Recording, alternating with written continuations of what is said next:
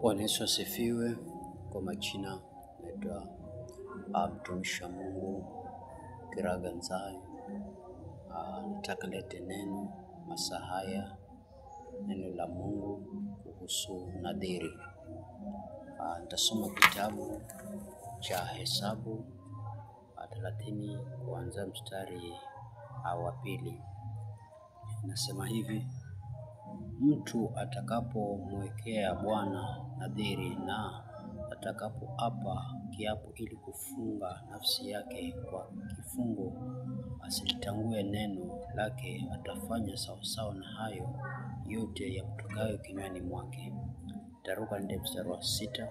Tena kama amekwisha kuolewa na mume wakati huo wa nadhiri zake, au wa neno hilo alilotamka kwa midomo yake pasipo kufikiri alilojifunga, 7, na mumewe akasikia naye akamnyamazia siku hiyo aliyoisikia neno hilo, ndipo nadhiri zake zitathibitika, na vile vifungo ambavyo vimeifunga nafsi yake vitathibitika.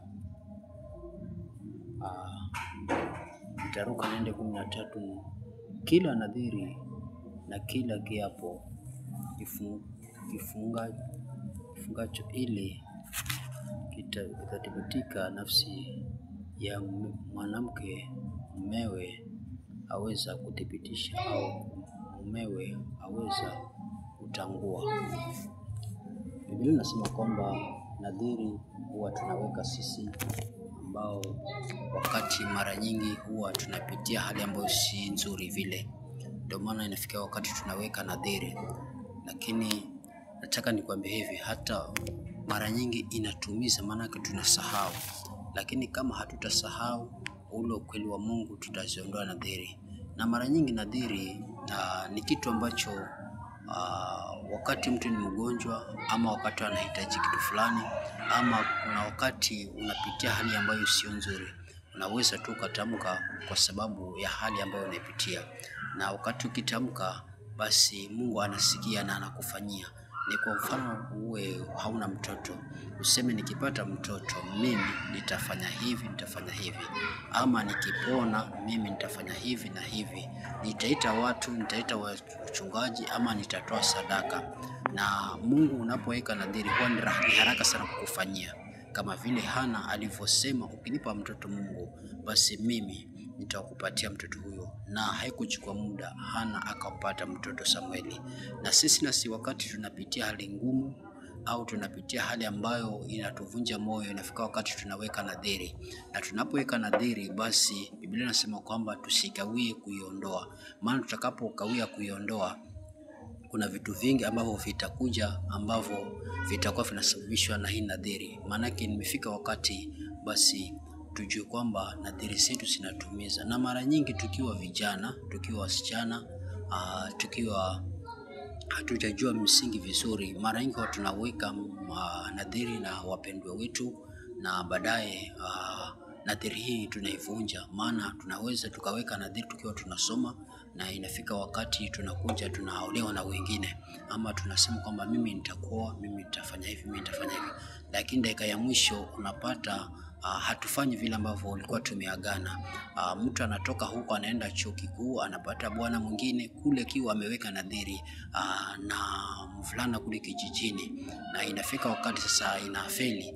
Na ikifika wakati huo sasa unapata mtu anaishi, lakini anaishi maisha ya uchungu. Ni kwa sababu ya nadhiri ambayo ameweka. Na hata fuata ule mtu basi kumwambia basi wacha tuvunje nadhiri hizi. Yule ameolewa na ule ameoa. Sasa watu wanateseka wakiwa mbalimbali, na hii inaumiza sana.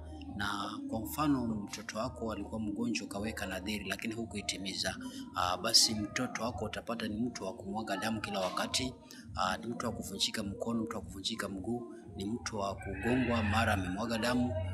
Hiyo inasababishwa na nadhiri. Nataka nikwambie hivi, kama utasikia neno hili na uchukue hatua, basi nadhiri yako utaiondoa. Usipoondoa nadhiri, utapata vitu vingine vinakuumiza, na ni wewe mwenyewe ndio ambao umesababisha, ama ni mzazi wako ndiye ambaye amesababisha. Na mara nyingi watoto wetu wanagongwa na mapikipiki na magari na wanaumia tu rahisi, na ni kwa sababu ya sisi wazazi tumeweka nadhiri kwa ajili ya watoto wetu, na tumejisahau, maana tunaona kile ambacho tunakipata ni kile chakula peke yake, na hatuwezi kusema tutafanyaje. Lakini nataka nikwambie hivi, nadhiri unaweza kuiondoa, kwa sababu kile ambacho umekifanya unaweza ukaenda polepole mpaka ukakamilisha kile ambacho kinahitajika, na mwisho utaiondoa nadhiri hiyo. Na unaweza ukaiondoa katika madhabahu, unaweza ukaiondoa katika nyumbani, na kile ambacho kinakosewa na sisi ambao tumeokoka ama Wakristo ni kwamba wakati mtu anaondoa nadhiri, atachinja mbuzi, kondoo, ng'ombe, lakini hata kumbuka kwamba katika nadhiri hii lazima nitafute sadaka nikakamilisha katika madhabahu. Maana ukifanya hivyo utakuwa ni nadhiri ya kula, lakini pia Mungu ukitaka athibitike ni lazima utafute sadaka ya kwenye madhabahu. Na ukifanya hivyo utakuwa sasa wewe unaitwa mtumishi mzuri, kwa sababu Bwana atakupigania kwa kila jambo, na Bwana atakuwa na hakika kwamba amethibitisha kwamba nadhiri imeondoka. Lakini mara nyingi nadhiri haziondoki, kwa sababu mtu anachinja mbuzi, achinje vitu, lakini mwisho hakuna sadaka ambayo anapeleka kwenye madhabahu ya Mungu. Nataka nikwambie hivi, ukiwa umeondoa nadhiri lakini haujapeleka sadaka, fanya bidii, na kama bado haujaondoa nadhiri, fanya bidii ukapeleke sadaka ni kwa ajili ya nadhiri ile, na itakuwa imethibitika. Nataka nikwambie tu, kwa macho chunga wakati unapitia hali ngumu, chunga kinywa chako, chunga maneno yako, usijitamkie maneno ambayo itakuwa ni vigumu kuyaondoa. Nataka nikwambie jitahidi sana, kwa maana utakapoongea basi inaenda kuthibitika. Mungu akubariki sana kwa kusikia neno hili. Asante sana. Asante.